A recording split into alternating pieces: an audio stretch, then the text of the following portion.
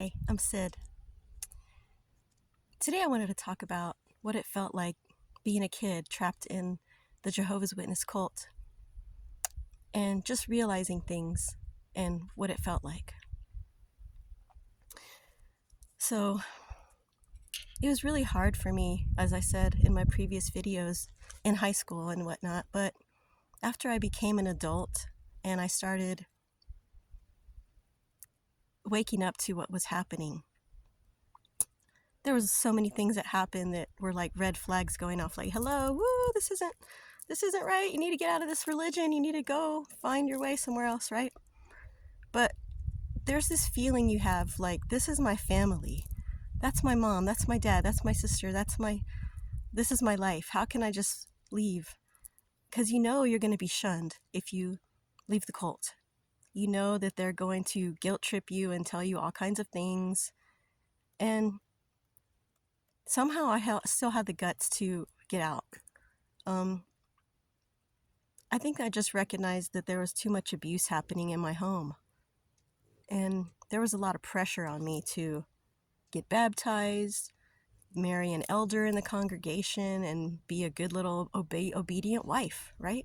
But that's not what I wanted. So somehow as soon as I turned 18, as soon as I finished high school, I was out of there. And I moved into a situation with some friends and we got an apartment together. Well, that didn't last very long because, things just didn't go right. Short story. So anyway, I had to end up calling my parents for help. And of course I got the guilt trip. Oh, well, see, if you would have stayed with Jehovah, everything would have been fine. This is what happens when you go to the world, right? You get treated this way and things happen bad to you. Right? And so I was like, oh God. So that really beat me the hell down. I was only 18 years old. So I was beaten down. And so my parents came, picked me up. I got the whole guilt trip all the way home, blah, blah, blah. I got guilt shamed into going back to the religion. So it's like a breakup, I had to go in and out, in and out, in and out a few times before I really sunk in that I need to get the fuck away from, excuse my language, but I need to get the hell away from this religion and these people who don't love me, who are supposedly family, right? Anyway, so I got home. Started going back to church again, blah, blah, blah. It was okay, I was doing what I was supposed to be doing, right? And, but really nothing changed. I didn't get any more extra love. I didn't get any more extra approval. It was just like, you're here now. Okay, good. They're happy, right? But there was really no warmth, no love, no feeling wanted, feeling like you belonged there. I'm not saying there was bad people at the church. There was nice people, very nice people, in fact. And the thing about this cult is that it brings in good people who are usually very damaged in their life because they've been through so much things already. And then this cult comes to your door and tells you, you're going to get in paradise. Everything's going to be great. God's going to take care of you, blah, blah, blah, right? And so you start believing that. And so it brings in all these good people. So I'm not saying that the people in the cult aren't good. I have met some of the most sweetest, loving people in this cult who I feel are trapped in it because of their good heart and their sweetness. But there are also people in the cult who are very ugly and very evil, definitely. And they're the ones usually in charge of the flock, right? So I started noticing little things here and there. I started noticing, I don't really want to say too much, but people who were in charge of the congregation being perverts, let's say that. And you know what I'm talking about if you're familiar with the cult. There's a lot of sexual abuse. There's a lot of child abuse that happens. Luckily, nothing like that ever happened to me, and I'm so grateful for that. I was flirted with, I would say, when I was a teenager with the elders. That was really gross to me, in subtle ways, which was very disturbing. But as I started growing and growing up and realizing all these things, I started realizing this isn't what I want, right? So when I got into another relationship and I married my partner, who I'm now trying to get away from desperately and divorced from, my father tried to get us to study the Bible and blah, blah, blah. And my partner had this view, like, basically he was atheist at the time, I believe, and wasn't really digging it. So he kind of helped me at that time to realize this is BS. And I'm very grateful that he did that, because even though I'm not really happy with this person right now, I'm still very grateful for things that he did for me in my life. And that was one of them. If it wasn't for him, I probably would not have been able to get out at that time. Eventually, I probably would have seen it on my own. But he really helped me to realize that this is some bullshit. There's, he put his atheist views in there.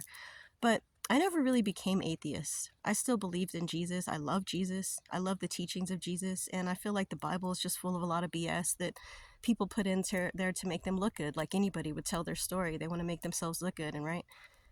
Anyway, so my partner helped me to realize the BS. And so my dad tried one last time to get us to come in. He's like, just come with me to the convention. There's a convention happening this weekend, blah, blah, blah. Let's go. And so I didn't really want to, but I'm like, we were actually living with my parents at the time. So I felt like we just have to do this to make them happy until we can figure out how to get out of here. So we went. It was in San Antonio, and I'll never forget this. It was so freaking crazy. It's the craziest thing I've ever seen at a convention.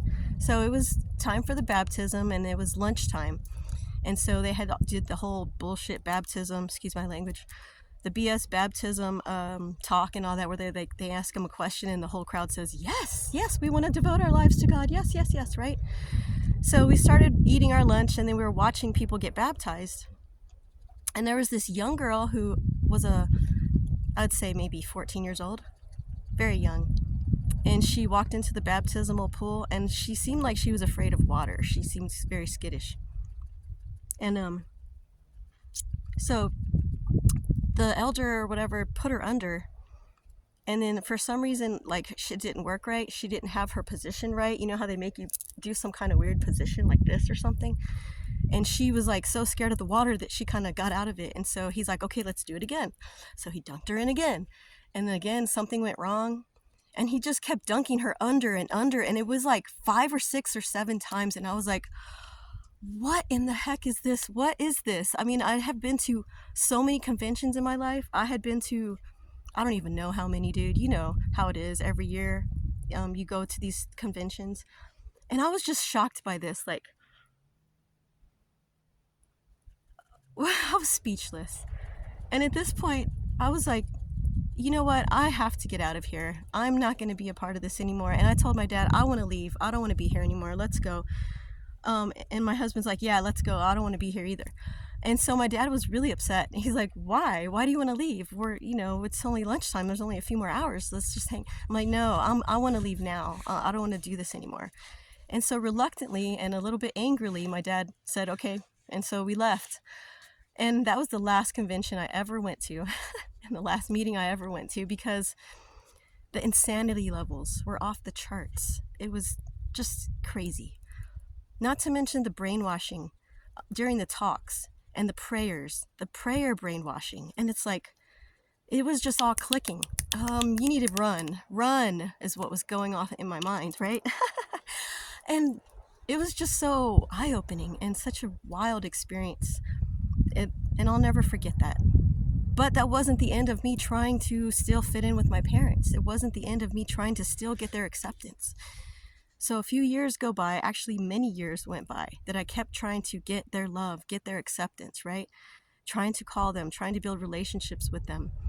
And it's like, they just act like they didn't really want to be around you. They act like standoffish.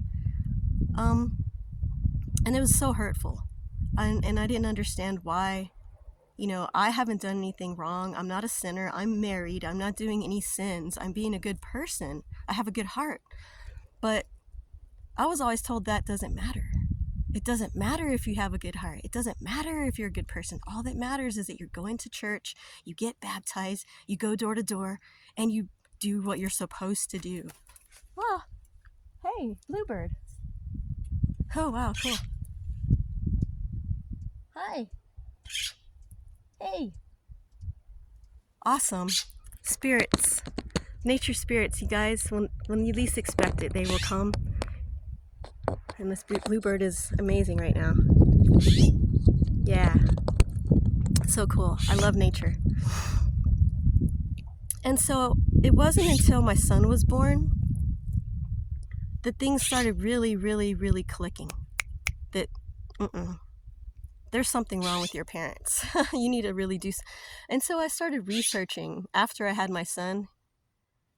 I just started looking up online, dysfunctional families. What does it mean when your family treats you like this? What does it mean when your family treats you like that? And I started learning terms like scapegoating, golden child, narcissist mother, narcissist father, psycho father, refrigerator mother, which was huge in my life. A refrigerator cold ass mother, bitch. Okay, sorry, but it's true. And yeah. I started learning about what the hell really happened to me. I was raised in a narcissistic family full of narcissistic vibes and ugliness. My mother resented me from birth because she saw my light from birth, and I believe that in my heart. And so she did everything she could to try to ruin my life. And my father wasn't as brutal on me. He was somewhat loving, but it was still very narcissistic relationships. And when I learned all this, it was so shocking to me and hurtful, and it was actually painful. I was depressed. I went through this transformational period of I don't even know. My husband describes it as I wasn't even myself. I turned into somebody else, not really by doing anything, just, I guess, kind of being closed off and feeling betrayed by my childhood. And this is where kind of my transformation began, and my realization of what this cult was, that it was a cult, and that I was raised in a very toxic environment, and it's not normal. Anything that I went through was not normal, was not loving. Luckily, I did have a grandparents in my life who were loving, even though they were also in the religion. They were pure-hearted, pure-loving people who always showed me love every time I saw them. If it wasn't for them, I don't know who I would be today. So I'm very grateful for my abuelo and my abuela, Esico and Merida, who showed me pure love and true love. Despite me not even being in the religion, even when I left the religion, she'd still call me and tell me she loved me and she wished the best for me.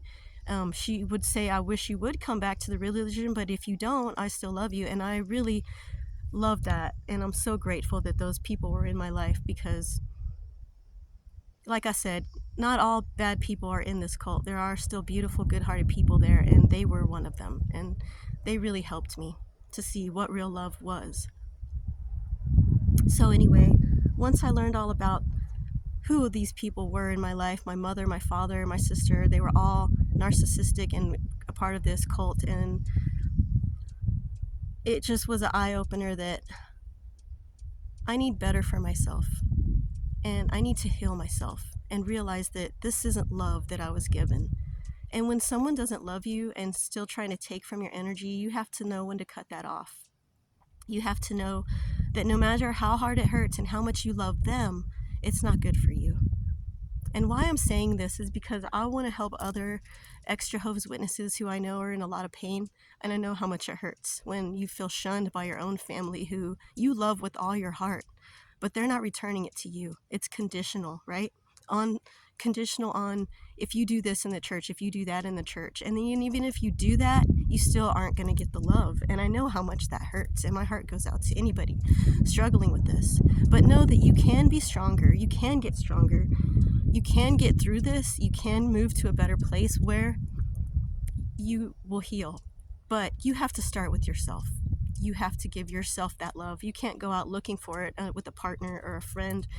That's not going to happen because most likely it'll end up hurting you more because you're going to find more people that are toxic. And that's what happened to me in my relationship. I was with a narcissist for 24 years. And now that I'm, looking back on it, I just want to help you guys who are still young. You still have your whole life ahead of you. You can change your life. Get into therapy. Whatever you have to do, go to a session, save up your money and go to a session. Save up your money, go to a session. Talk about it because you need to process all these things you've been through. It is traumatic. It's super traumatic. I believe there is cult abuse therapy out there. It's going to be hard to find. But basically just knowing that what real love is, you know? Figure out what real love is and what real love isn't, and run from what isn't. And just put that love into yourself, you know? Do good things for yourself. Spoil yourself, you know, buy something you want for yourself. Take baths, give yourself self-care more often. And those people that you do have in your life that you know really do love you, just build a closer relationships with those people, because they're the ones who are going to really get you through this hard time. And if you ever need someone to talk to, you can reach out to me. I'm on Facebook, and I would be glad to help anybody on Facebook. And, you know, I'm willing to talk to you and let you know that you're not alone. There are people like me out there who are ex-Jehovah's Witnesses. There's groups on Facebook for ex-Jehovah's Witness groups. They will help you financially. They'll help you. There's so many generous people out there that know what you're going through. So don't feel alone, okay? Don't feel alone. And just because the cult might have made you feel this way, also don't feel bad about Jesus. Don't feel bad about if you still like Christianity. If that's what you want to do, fine. There's other churches out there. In fact, I've been to other churches. I went to a Presbyterian church one time where the people were so awesome, so sweet, loving. And there's other churches out there that are nice, but you have to use your own intuition and follow your heart. Absolutely follow your heart, you know, every time. I could keep going, but, you know, it's getting kind of a long video. So, my name is Sid. I wish you blessings and love and the best in life. Take care.